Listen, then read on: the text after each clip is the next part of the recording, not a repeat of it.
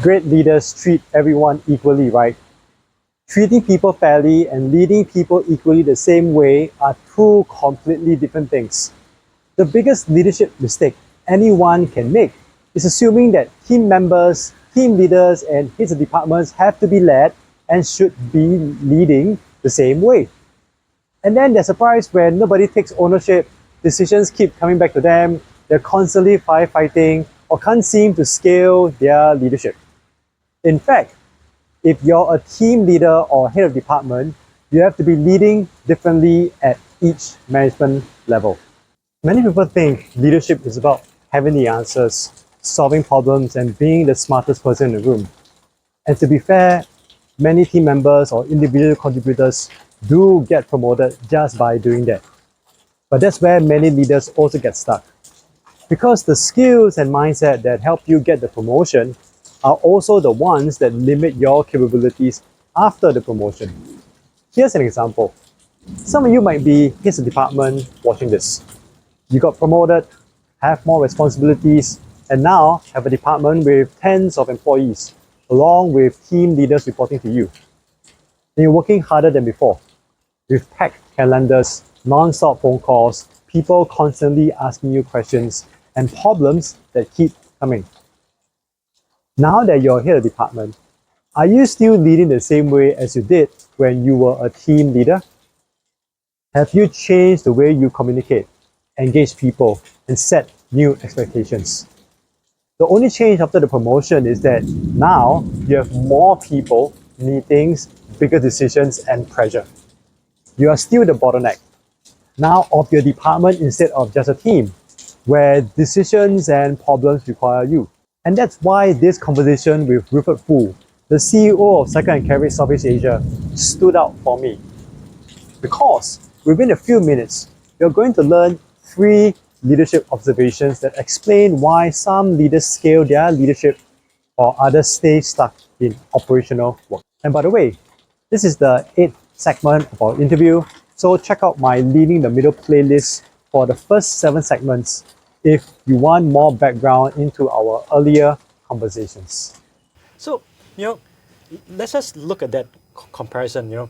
When you're a team leader of individual contributors, your leadership has direct influence on those individual contributors. Absolutely. But when you're in middle management, you're leading leaders of leaders.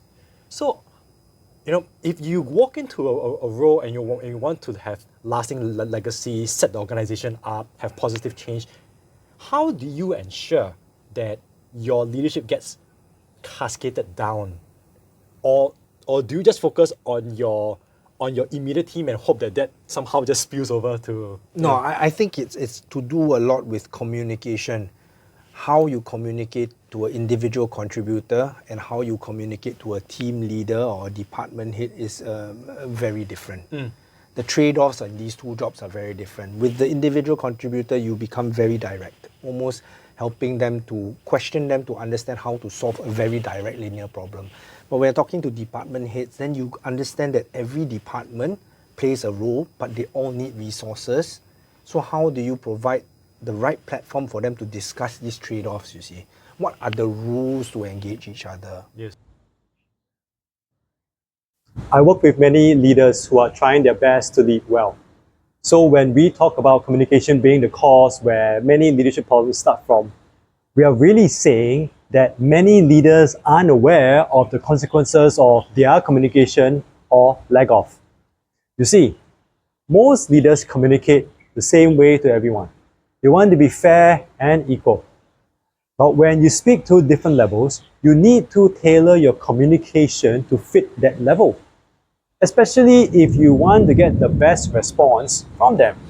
For example, a team member often needs clarity, guidance, and direction and want to know what success looks like because their focus is on execution of their work and they want to do it well.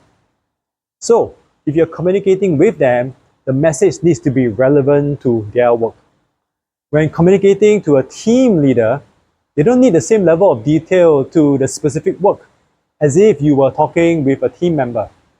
Because a team leader's job is to create the right environment for their team to perform well. So, communication with a team leader might be about conflict management, emotional intelligence, team cohesion, etc. With a head of department, it's about alignment of the various teams so they can collaborate together as one larger unit. So the communication to them might be about strategies, operations, budgets, vision, direction, organization core values, resources, etc. What happens is, for example, if you communicate with a team leader like you would a team member, then you accidentally create dependency because you're giving detailed instructions to someone who should be leading. So, over time, those who should be leading stop thinking, deciding, and taking ownership because they've learned that eventually the boss, which is you, will tell them what to do. And if every important decision still comes back to you, then what happens when your department grows or when you're not around? Leaders at every level tend to blame the capabilities of their team members. But sometimes the real issue stems from what you understand of each management level and how they should be communicated. The higher you go, the less you manage tasks and the more you communicate outcomes. Different levels, different communication approaches. And when communication solves one problem, we can now talk about the next problem. Because even when people understand the outcomes, many still don't know what authority they actually have to go to create that outcome.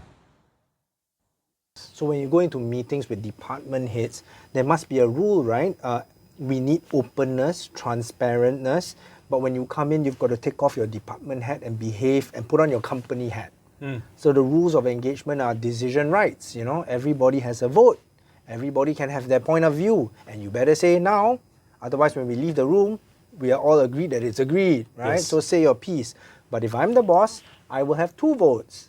And establishing these rules very clearly, encouraging open dialogue and conversation helps to break down all those walls between the silos so that people can feel as if they're one team.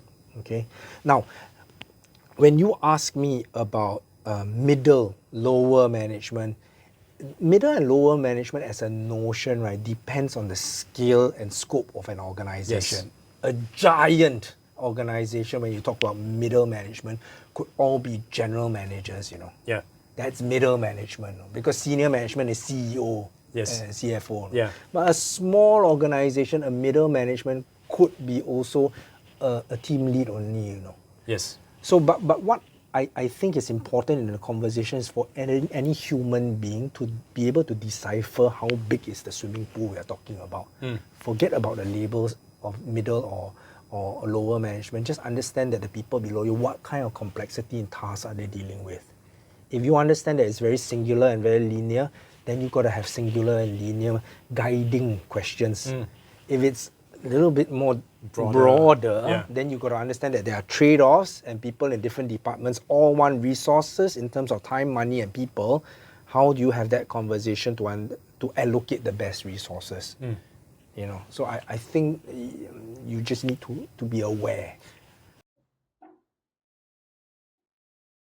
I've had conversations with team leaders who share they frequently check with their head of department boss on decisions that affect their entire team. When I asked them why they would go to their bosses for decisions that only affect their team, they said they used to make similar team level decisions but would then get overruled by their bosses. So now they find it easier to just run things by their boss. It's quite amusing because in other conversations, I would have heads of departments telling me they cannot understand why their team leaders keep coming to them to make decisions on matters that only affect their team. Organizations generally don't talk about the amount of authority that leaders at different levels have. This is because these rules are unclear. For example, what decisions can be made or escalated? When should someone seek approval or take ownership? And so people at various management levels hesitate, delay, or escalate decisions unnecessarily. And suddenly, leaders complain that their team members aren't taking initiative, regardless of what level of management we are talking about here. But what if it's not the team who's lacking initiative and willingness to make decisions, but that they have been accidentally trained by their bosses to seek permission. Now let's put aside for a moment team members who lack experience, are unwilling to make decisions, or are lazy and don't want to think for themselves.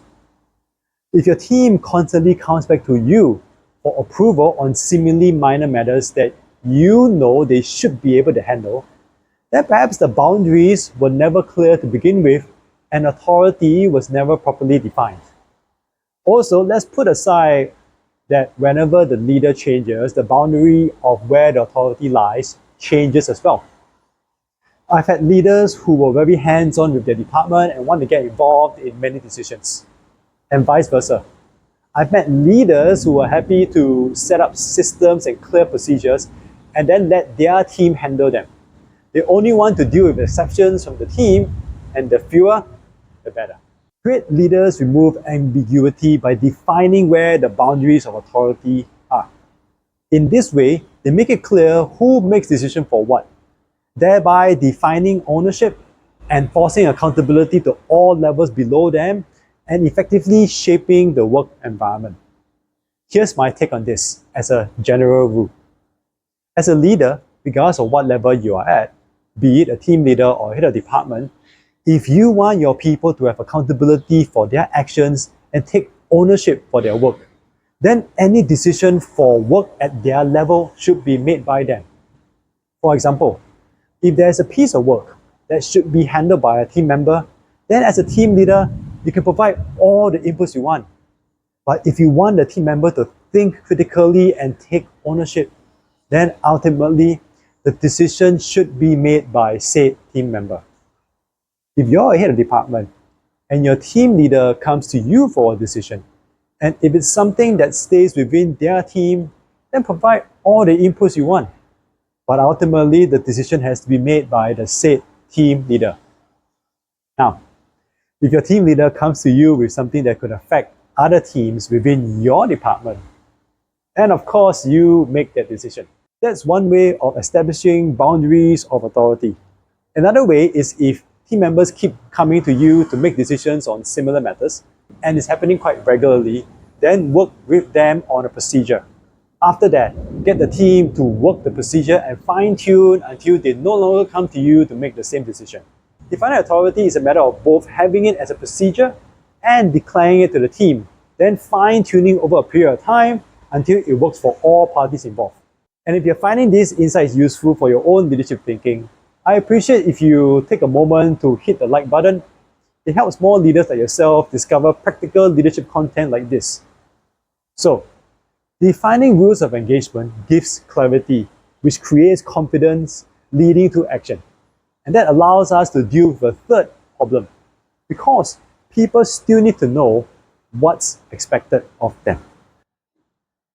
And so that commonality, as you move up, you still need to set expectations. You still need to be able to communicate well. You still need to be in the trenches with your team, in a sense, as in understand what is it that they do, so that then you can, whether it's an individual contributor or whether it's team leaders or department heads, you need to understand what is it that they do, so that then you can be in the position to help them to be successful. Yeah, being in the trenches helps you to gain respect from the ground up because people see the leader in the trenches with them. Yeah.